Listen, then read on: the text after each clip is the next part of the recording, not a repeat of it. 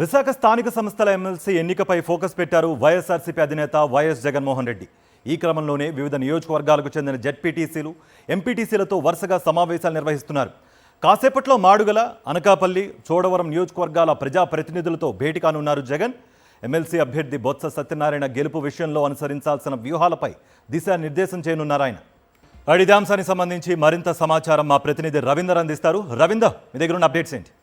కార్తీక్, ఉమ్మడి విశాఖ జిల్లా స్థానిక సంస్థల కోట ఎమ్మెల్సీ ఎన్నికలకు సంబంధించి నెలాఖరులో ఎన్నికలు జరగబోతున్న నేపథ్యంలో దీనికి సంబంధించి వైఎస్ఆర్ కాంగ్రెస్ పార్టీ ఇప్పటికే పెద్ద ఎత్తున పార్టీ సంబంధించినటువంటి స్థానిక నాయకులతోటి సమావేశాలు నిర్వహిస్తుంది. అందులో భాగంగా ఉమ్మడి విశాఖ జిల్లాకు సంబంధించి ఇప్పుడు బరిలో ఉన్నటువంటి ఎవరైతే ఓటర్లుగా ఉన్నారో ఎమ్మెల్సీ, జెడ్పీటీసీలు, ఎంపీటీసీలు, అట్లాగే మున్సిపల్ కార్పొరేటర్లు, అలాగే కౌన్సిలర్లు, వీరందరితో కూడా వైఎస్ఆర్ కాంగ్రెస్ పార్టీ అధినేత వైఎస్ జగన్ వరుస వెంబడి సమావేశాలు నిర్వహిస్తున్నారు. అందులో భాగంగా ఈరోజు 3 నియోజకవర్గాలకు సంబంధించినటువంటి స్థానిక సంస్థల ప్రజాప్రతినిధులతో వైఎస్ జగన్ భేటీ కాబోతున్నారు. అందులో భాగంగా మాడుగుల, అనకాపల్లి, చోడవరం నియోజకవర్గాల్లో ఉన్నటువంటి ఎంపీటీసీలు, జెడ్పీటీసీలు ఇప్పటికే తాడేపల్లిలోని జగన్ క్యాంప్ కార్యాలయాన్ని జరుపుకున్నారు. మరి కొద్దిసేపట్లోనే సమావేశం కూడా ప్రారంభం కాబోతుంది. మొత్తంగా అయితే ఉమ్మడి విశాఖ జిల్లాకు సంబంధించి స్థానిక సంస్థల కోటాలో జరగబోతున్న ఎమ్మెల్సీ ఎన్నికల్లో వైఎస్ఆర్ కాంగ్రెస్ పార్టీ తరఫున ఇప్పటికే సీనియర్ నేత బొత్స సత్యనారాయణ అభ్యర్థిగా వైఎస్ఆర్ కాంగ్రెస్ పార్టీ ప్రకటించింది. ఈ నేపథ్యంలో ఇప్పటికే ఆయన నిన్న నామినేషన్ కూడా దాఖలు చేశారు.